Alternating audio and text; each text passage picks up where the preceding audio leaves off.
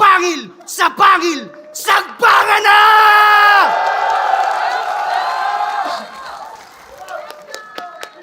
Pawaskol ba? Rarara! Sige, sagbangan! Matira mayaman! Tapos una kong kalaban si... Fuck! Madali, kaya? Kaya! Isa ang kamot sa mga idol si Mot. Halatang mga tagahangang na late, oy. Aware ba kayo kung paano tayo nito kinengkoy? Ahon 7, sabi niya. May bagong salta na naman tayong makuhold up. Na kapag eroplano ka lang, bisakol, feeling cool ka na at fame boy. Pinagsasamantalahan lang yung tulad mong dayong ignorante. Agay-agay. Yaga-yaga! Kay Fangs, nakangiti ka pang sinabi yung gago. Malas mo lang kasi tumatak yung sakin. Ngayon ikaw naman yung fame boy na dumayo sa lugar ng mga ignoranting bisakol. Tingnan natin kung may ma-hold up ka ba sa amin. Pag jologs ba, Bisaya agad? Yan ay excess pagmamalabis. Oo, excess. Kasi minamaliit nila tayo dahil sa damit. Pwes, huhubaran kita ng kumpiyansa. Mali ka ng dinayong strip. Pag tinadtad kita ng saksak, makikita nyo sino malakas yung drip. Ah, yeah! Ah, yeah! Bisakol ba manamit? O mas formal ka nga ngayong? Halata nga na Tagalog, kitang-kita sa barong. Mas magmumukha pa tong basahan dahil sa tagpi-tagpi. Dahil pagtapos ko to lapatan, malamang tahi-tahi. Di ba gusto nyo hati-hati? Iniinsulto nyo kami the way we speak. Bisayang apokalipto tong kabif. Alam mong may punto pag nag-spit. Dahil matapang ka at nagawa mo na, sige nga, sabihin mo ulit, bisakol. B? Sa? O ba't bumahag buntot mo, gar? Tingin nila, OP ka? Oo, OP ka, putang ina mo, wala ka sa lugar! Yabang ni pistolero at kaplastikan mo, bibigyan ko ng hangganan. Mukha lang tong humble kasi gumaganto siya kada laban. Home court advantage, pinagtanggol ko lang yung crowd na niloko mo't pinakinabangan. Crowd reaction, mukhang mas iyong kailangan. Nakapag-alay ako ng lechon de Cebu sa ahon 14 na hindi nang lilimos ng palakpakan.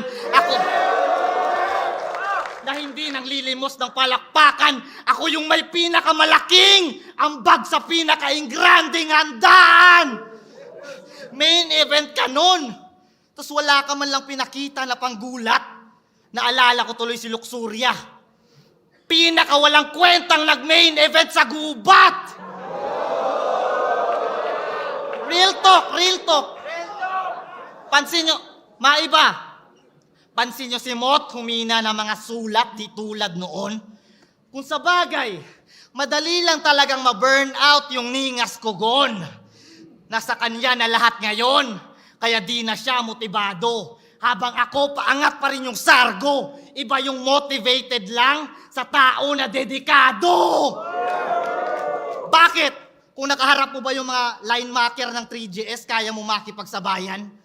Kaya lang naman notorious yung pangalan, iniiwasan kasabayan. Mga gurang ng uprising, nilabanan. Para yung standing, maigapang. Kaya lang naman lumuhod, mga tala, wala na sa kalakasan. Kaya nagka-spotlight ang isang yan. Gamu-gamu nga naman. Kasi yung light na tinatapatan ay yung light na magaan. Title ng album niyang, Panalo Ka Sa. Abay, akmang-akma nga sa kanya. Kasi pag sigurado na panalo, dun lang siya kumakasa. Kaya tangina ka! Undefeated pa talaga tong gagong to. O mahihina lang nakakalaban niya. Mapagkumbabang kampiyon ng mga tao, rasista sa kababayan niya. Wala kang pinakitang totoo. Kaya ngayon nakarma ka. Nang dahil sa PSP Ginoo, nagpakilala ka.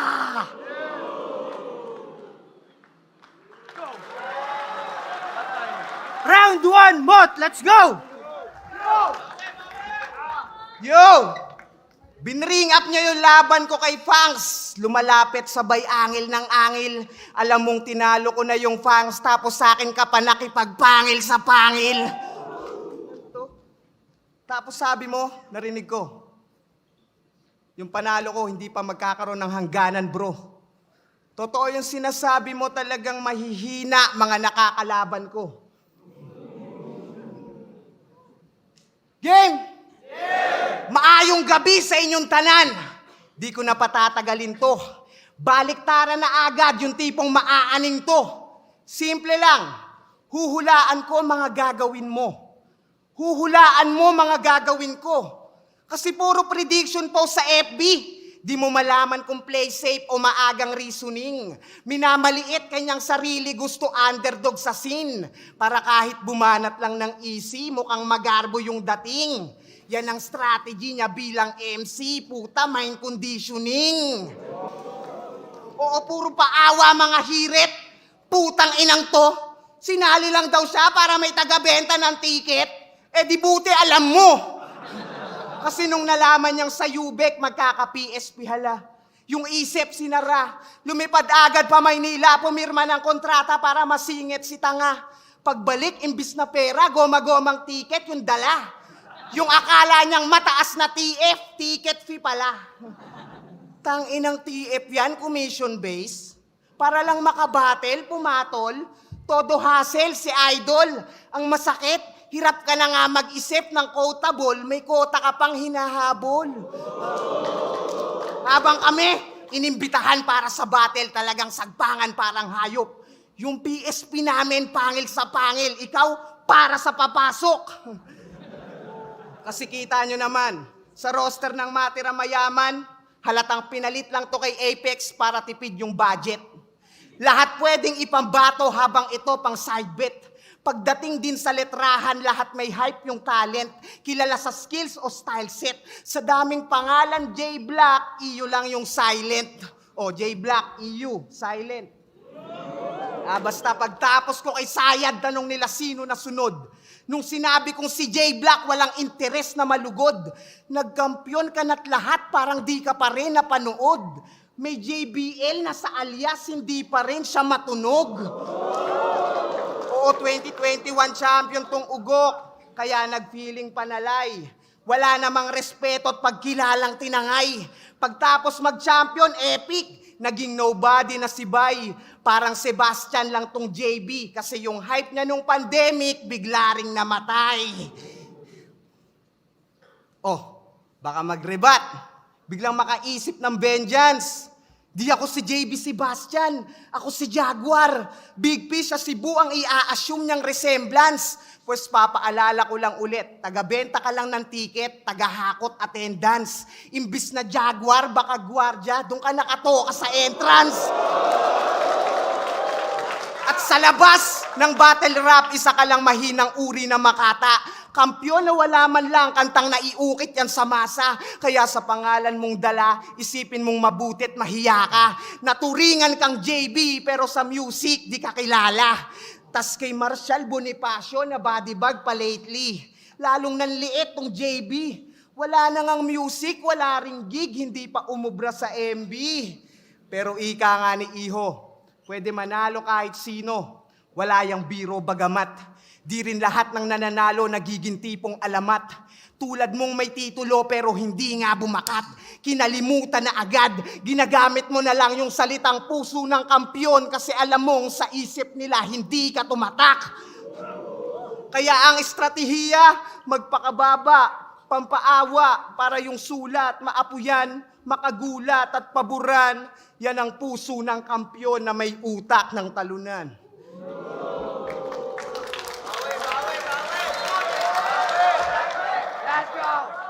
Round 2, ang kulit ni Badang, J Black. Let's go! Tangina, akala ko magbi-beast mode. Wala pa rin akong lupit na nakita. Naghahabot ng kota. Tangina, pasalamat ka. Ang tawag dyan, partida. Putang inang to, napakahambugero. Siya daw naghahakot ng atensyon, bumenta nga lang yung ticket nung na-upload yung battle namin ni Pistolero. Ang inang daming bumili sa akin dyan, no? Putang yan, mahiya ka naman. Marami ang nag-aabang paano kita idadissect ngayon. Yung estilo niya na baliktaran, isa din ako sa nabibilib doon. At dahil na-addict kayo at naging obligado siya, pinipilit niya na lang talagang gawin yon. Malakas ba na estilo? Oo. Kaso ang tanong, kung effective pa rin ba hanggang ngayon? Kung nakilala ka lang bilang nagbabaliktad ng salita, habang ako nakilala bilang nagbabaliktad ng sitwasyon.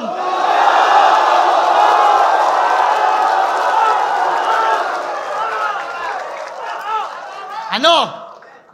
Para lang maibalik siya sa mapa at mai-hype ulit, ginawang scripted yung interview namin. O bakit di totoo, boss? O pakyo kayo kung di kayo aamin.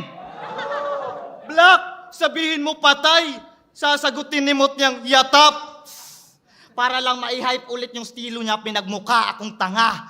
Puta, sa flip top, hindi tayo ginaganto. Kung sa bagay, malaki na naihulog niya sa'yo. Ikaw si Mot, ang alkansya ni Pibus. Halata naman sa biyak mo sa noo.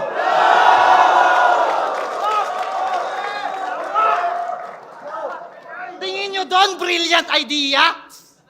Kung matalino si Pibus, di niya tayo paghaharapin sa first round. Kung matalino si Pibus, di kanya papabadibag sa harap ng best crowd. Kung matalino si Pibus, di kanya papalapas sa bagong ako na mala Greyhound. At walang undefeated dito. Parehas lang natin to na debut, kaya we're standing on the same ground.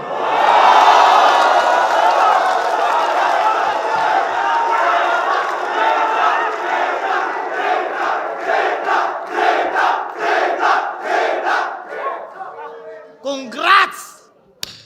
Gumawa ka ng kanta para sa mga nagsasyabu.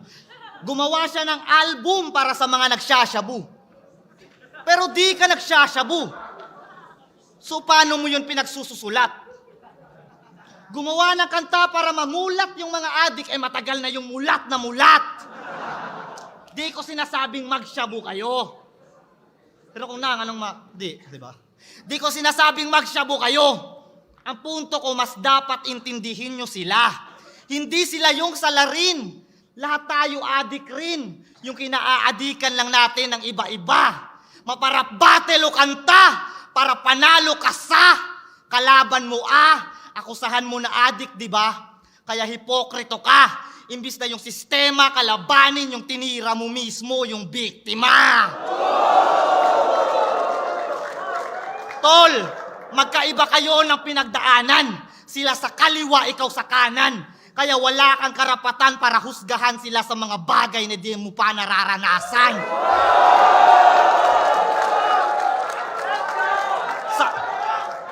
Samantalang, sa kanta mong ginto, sinabi mong tumatanggi ka ng maayos, di ba? Kaya anong alam mo sa kalakaran kung di mo naman nasuot mga sapatos nila? Kasi nga may sasakyan na. Kaya kung san-san na pumaparada. Pero wala ka pa ring lisensya sa takbo ng gulong ng buhay sa kalsada.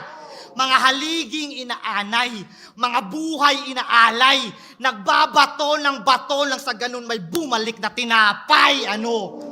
Naging tulak yan, tulak ng kahirapan, sabi nga ni Balakid. Kaya bobo ka, alam mo bakit? Kasi liability mo na sa Cavite na dumadami na yung asset. Sarap mong lagyan sa ulo ng basket. Sabay iwanan bangkay mo sa streets. Tupac Makapili, rapper na preacher kaso nga lang din snitch. Maraming galit sa mga kumakanta ng adik. Kaya di malabong bumulagta ka ngayon dito sa pangil. Kasi nasa Cebu ka. Maraming nanonood dyan na parok sa Pasil. Bogbog! Kinain tong kamao. Ika'y mawawalan ng kamalayan. Tsak inabot kung usapan hand to hand. Ika'y magiging kawalan. Kahit tingin nila ikaw yung stronger. Pagkatapos kung mag-punch, sunod yung void. Tangina, mali yung order. Ika'y nasa upper, cut ng under, dog, last pa sa ranking yung place. Knockout pa rin yung undefeated na MVP. Michael Venom Page! Kainin mo tong mga naipon ko na rage! Kahit magtawag ng enforcer, tsakulata. Well, snitches get stitches. At yun ang batas ng kalsada. Pasalamat ka na lang, amigo, na nagkaharap na tayo dito. Ngayon nasaksihan nila mga testigo na kaya ka na lang talunin na kung sino. Nasa sayo na yan kung papalaguin mo pa yung inaalaga ang 13-0. Kung yan na lang ang may pagmamalaki mo mismo, ba't di ka na lang magretiro? Haba ng round mo. Round 2, Mot, let's go!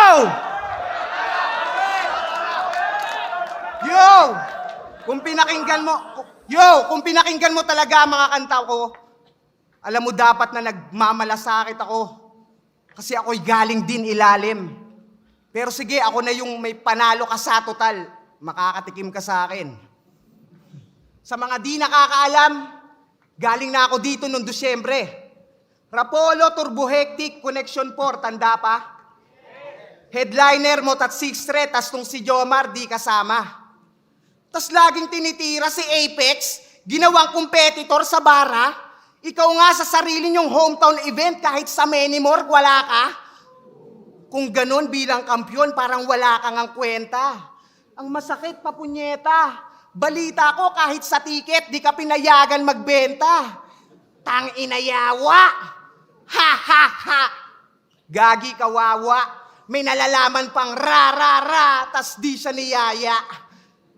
Sa sariling lugar, OP, wala man lang booking na tinamo. Yang pagka-champion mo, corny, wag kang assuming tang ina mo. Porket dark horse sa tourney, maangas yung story, wala yan sa narating o nilayo. Di mo masasabing maganda yung journey kung ang pangit ng touring nila sa'yo. Tas pinatatu pa sa balat yung samahan nila, aba. Para kang nag-aksaya. Isipin mo yun, kampyon pa ng Luzon, inimbita't pinababa. Ngayon paano ka uubra? Kung sa sarili niyong ganap di ka man lang inabala. Hindi ka pa nakadama. Yung mga kasama mong Bisaya sa Tagalog pa naghanap para lang sabihing asa ka. Pero baka nga abala, kasi may bagong pauso to si J Black. Pansin nyo ba? Wala na yung pang-hoodlum niya na get up. Kala mo, laki ng pinagbago nung natuto magpa-haircut. Yung karakter ni Gago, biglang naging good boy na airpat. Pero bilang kapo ama, talaga namang nakakatuwa. Kadalasan sa battle, yung anak inaanggel, dama mo yung pag-aaruga. Nak, pag napanood mo to, sana proud ka sa akin. At ang mas nakakaluha, a few moments later, bigla mong i-connect sa bars na nagsasabu ka. O, di ba? Inaanggel niya, nagsasabu siya. Ang galing mo, brother! Ang talinong father! Pangarap niya yata sa maliit niya na supling, lumaking supplier. Pero seryoso, joking aside. Paano pag yung anak mo nag-mature na sa life? Bigla ang magtanong sa mahal mo na wife, Ma, tatay ko pala si J Black, ba't ang lakas niya mag-whites? O ngayon, tumitig ka. Di naman sa dumidikta. Pero kung usapang pagpapakaama, dapat lang committed ka. Hindi yung mas committed ka. Mag-ingat sa bawat sasabihin, baka pati mali, manahin. Responsibilidad sa pag-iisip ang mahigpit, aralin. Kung sa edad lang susumahin, nakahihigit ka sa atin. Pero Father Time is undefeated, mas makinig ka sa akin. Kaya bago ko matapos, i-recap natin tong round 2 para sa plot ng story mo. Bilang champ, hindi ka icon at sa pagiging ama ang phony mo. Yung dalawang angle umaayon sa nagets mo yung logic bro. Talagang hindi ka irerespeto bilang champion kung di mo nga ma-handle ng maayos yung trophy mo. Round 3, J Black, let's go! Tangina mo, nauubusan ka na ba? Ha? Wala na ba? Ha? Tanginang to? Pag eto nanalo pa, putang ina nyo. Usapang anak. Sige, ganahan ka.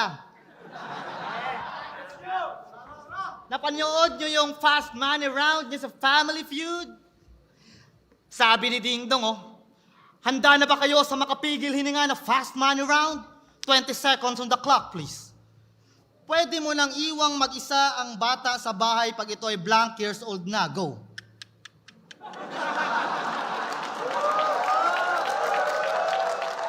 Five years old?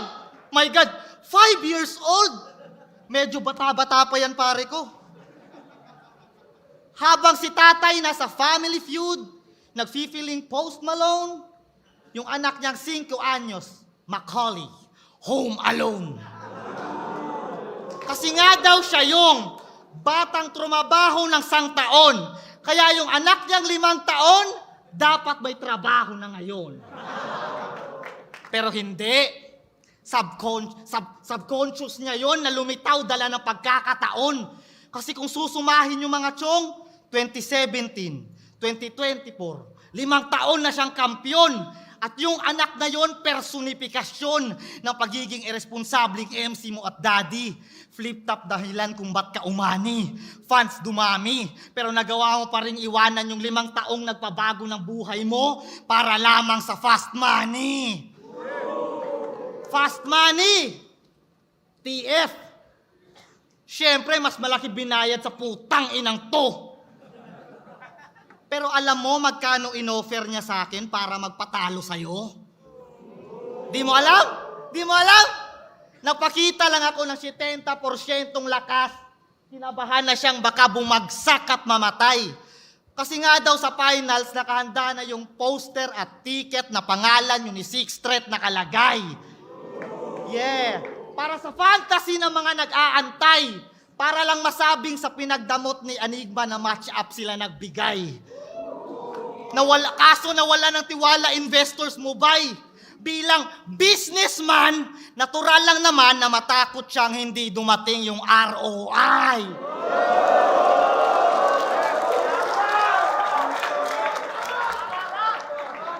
ROI, royalty, TF, mga bagay na sa Facebook di dapat pinangangalandakan. At kahit kailan, hindi niya mapapantayan si Enigma na buong puso tayong inalagaan. Nakita mo yung sponsors? Siyempre, malaki bigayan. Tayo'y pinakinabangan. Kaya si Enigma ba yung nagdadamot ng match-ups? O kayo yung di kontento kahit sa patas na paraan niya kayo binabayaran?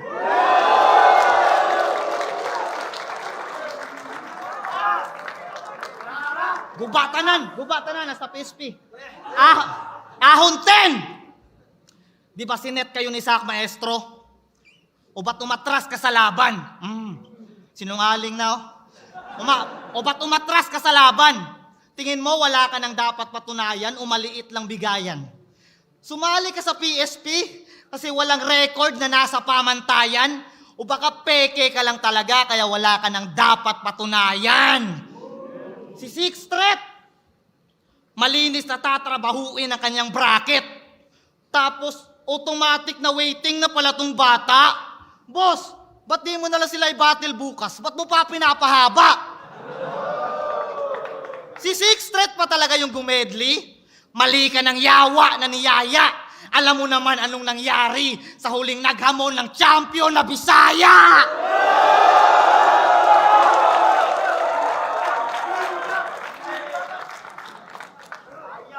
Dito mo piniling ibigay kasi mas malaki talay. Kaso kinabahan siyang baka ikay malasin. Habang di nyo naman makikita ang tunay kong lakas kung si Enigma hindi nagtiwala sa akin. Si Pibos nagbigay ng sasakyan. Kay Enigma galing yung gasolina. Siya nagbabayad ng kuryente mo habang kay Enigma galing yung bumbilya. Binibilhan ka niya ng sapatos ka mo. Si Enigma dahilan ng takbo ng karera mo. Bayad na mga utang mo. Ultimo utang na loob na wala sa'yo.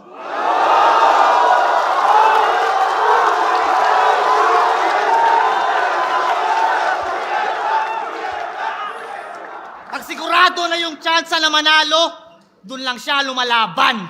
Bilang kampyon, hindi lang brand mo ang dapat mong inaalagaan. Undefeated sa unpredictable, di nyo makakailayan. Kaso iba yung di inaasahan sa hindi maaasahan.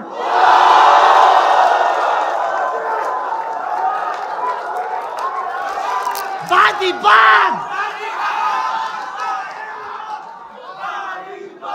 Body bag, men! Sa pagkatalo lang ang tao lumalakas pa at lumalaban dahil ang baluting walang gasgas, wala pang napapatunayan. Tumatanggi sa laban to kasi iniingatan mo pangalan mo habang tumatanggi naman ako kapag mahina yung kalaban ko. Kaya matik na yung galawan mo. Deserve nila yung truth, men. Consistent ba talaga yung performance mo? O sadyang wala lang ding improvement? Iba yung malimit manalo sa malimit magtrabaho. Iba yung malimit manalo sa malimit magtrabaho. Patunay ngang daig ng masipag ang tao na talentado. Kasi lahat kaya manalo. At ako ang patunay niyang kaso. Lahat kaya manalo, pero di lahat kaya matalo.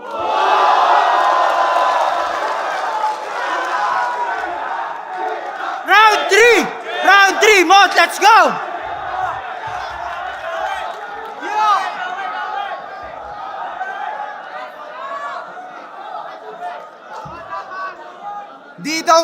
Di daw totoo na hindi tumanggi sa akin si Sixth Street. Kita nyo namang galit to. O sige, Boss Pib, susunod na event, iset mo. Congrats sa huli mong laban.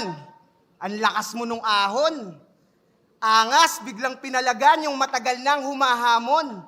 Nahulaan mo mga banat, advance yung sulat mo, idol. Sa madaling salita, pinaghandaan mo muna, tsaka ka pumatol. Oo, yung pistol, di tumama yung mga setup na ruin. Galing ba naman sa sunod-sunod na laban, daming ganap at tungkulin. Nung sa Batang Quiapo, napasama, dun mo inasam na hamunin. Alam mo kasing ubos na yung bala, lalot galing sa shooting. Oh, pero ikaw yung gumamit ng drama. Kesyo busy sa anak, busy sa asawa, tas sumusulat na aba. Pinagugulan talaga. Yung akala nyong nagpapakamagulang ng gugulang na pala. Sabay banat ng, hindi ako malakas, walang istilong tumatak. Pakurap-kurap pa ay sus. Mukhang iiyak para sa simpatsya gamit kasiraan niya at flaws. Pues baliwala mga sigaw kung sa sarili mo ikaw lang din ang bumastos. Ginamit mo lang mga flaws mo sa round para sa round of applause. Palakpakan. Bigyan niyo ako ng katotohanan na hindi ko patanggap. Dame, imbis mag-improve, ikaw pa nag-prove ng kahinaan mo, aneng. Ano yan, yung angulo, pinapapurol? Ulol, malabo ka diyang tumalim. Kasi prevention is better than cure, yan ang sumasalamin. Inuunahan mo lang yung sakit, halatang takot ka magpagaling. Pero ang mas malala, inakusahan niya yung 3GS na nagmamanipula ng laban. Kesyo nabubulungan yung mga judges o sila-sila lang din naghihiyawan. Samantalang, nung isabuhay ran mo nung quarantine, di ba puro 3GS lang din mga huradong nakasalang? Eh di parang siniwalat mo lang din yung dayaan na ikaw mismo na kinabang. Sa'yo na mismo nang galing. Suplado mga uprising, 3GS lang namamansin. Oh, paano mo de-deny? Mga nakapanood pa mismo makakapag-testify. Gumawa ng allegations, nagmukhang heavy lines, pero nang betray si Bay. Anong nag-backfire yung pistol? Baka friendly fire. Ano, snitch, masarap ba yung palakpak? Well, that's business. Talagang makukuha mo yung ingay kapag may chismes. Napasigaw mo tagahanga, but not speechless kasi desperado na sumikat, nagpaka-star witness. Kung usapan ay weakness, kung tutuusin, lugi pa nga ako. Kasi ako yung laging di nagpapadaig sa pandinig nila at rato. Kaya magkamali lang ng katiting, ang dami agad dismayado. Samantalang ikaw, lakas agad ng dating kahit di naman gaano. Makita lang nila na di ka nagpaagrabyado. Kaya magkaiba tayo. Ikaw yung nagiging mahusay lang sa paningin kasi di inaasahan sa panalo. Habang ako, nakasanayan ng magaling kaya hinihintay na lang matalo. Kung ganon, bahala nang mainip yung mga puro antay. Isa pa rin to sa mga pauuwiin kung lumulupaypay. Pinakita ko lang din na malabo tong pumantay. Kalaban lang nababasa mo ako, pati sumusubaybay.